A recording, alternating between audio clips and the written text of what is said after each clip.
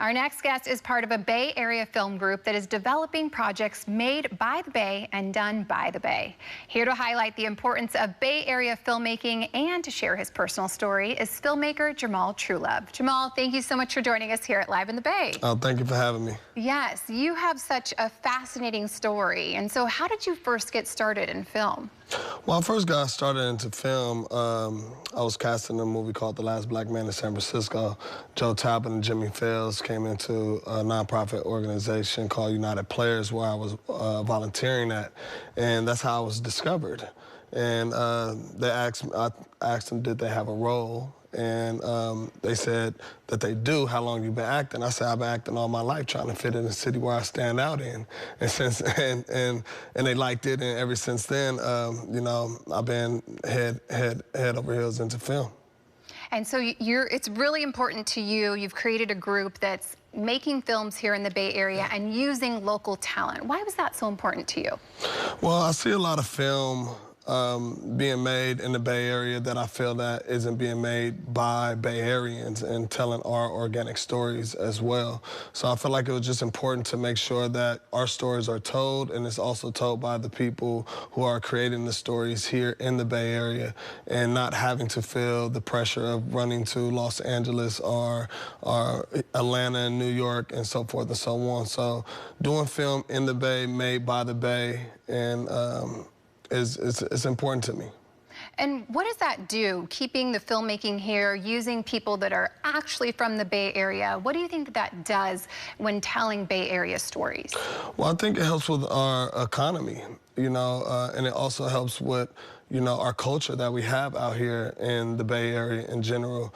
You know, my earliest memories of New York City was watching New Jack City, and I don't think we have that, right? I understood New York culture just from that movie, and I feel like the Bay, we don't have that, and those are the type of films that I want to do here in the Bay Area, so people abroad could ultimately be able to identify with the Bay Area and culture and see how they identify to it being similar to what their city may be like. You have a special project that you're working on now. Tell me a little bit about it. Yeah, so my project is called I Thought You Never Asked. It's a short film about a woman that struggles with the thought of aging while waiting for her hesitant lover to propose. And, you know, in these days with so much societal pressures on marriage and these new different ways of having relationships and so forth and so on, I think it's an important topic to talk about right now. And yeah, and doing it here in the Bay Area and casting people directly from the Bay Area. Yeah, so I want to talk about that. Who are you casting for this film? Yeah, so we have Terry Vaughn attached, who is historically known for the Steve Harvey Show. We have Tia Nomar, who was in Earth Mama last year, Sundance 2024, Darling. And we also have King Baloo, who is known for coining the term Ishmi. And we got a lot more cooking up right now that we're gonna be announcing, but everybody that's casted in the film will be from the Bay Area, and yeah. What can people expect from the film once it comes out? Let's dive a little bit into the plot. Not give everything away, but let's give people a little taste of what it's gonna be about. Yeah, so a taste of what it's about is, so a woman feeling like she's running out of time. So what you would see, what we would depict is this lady aging over a span of 19 minutes because it's a short film, right? And nobody else is ultimately aging, right? And it's because she's feeling like she's running out of time in her mind.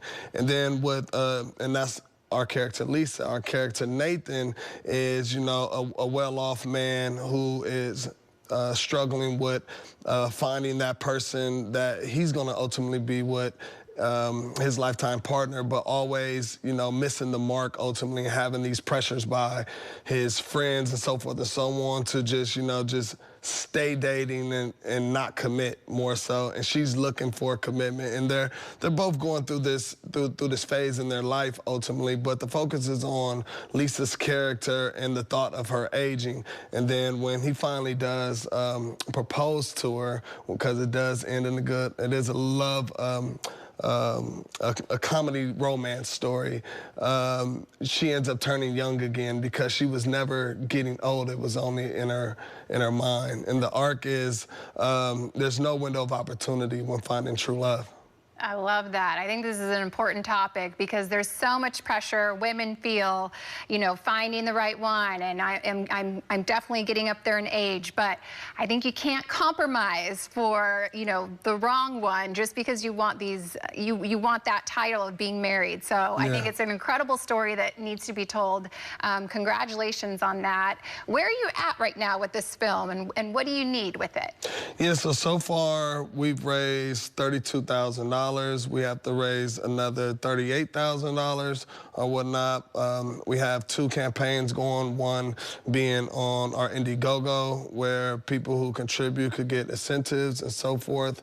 And then we also are fiscally sponsored by Maker.org, to which if you later on when we show the QR code and you scroll to the bottom, you know, companies and organizations could donate in a nonprofit type of way as well. But yeah, so we got our attachments, we have our locations, we're at halfway point of the raise, and we're looking to raise another about $38,000. The ultimate goal is to raise $70,000. Okay, so you're about halfway there. You need the community's help to get you there, to get this film made. And why is it so important for anyone that's watching is like, this is a great story, you know, I want to support? What message would you give them? Yeah, so us being able to pull this one off, right, opens a door for us to be able to do bigger films, right, for us to find investors and people who will respect our craft of developing a film and delivering a film. You know, if we are the writers, we are the directors, and we are the actors as well, and we are the team, you know, and we could pull a short film off and have a great cast and so forth, then it's easier for us to be able to go and ask for $1 million, $2 million to be able to do bigger stories and so forth.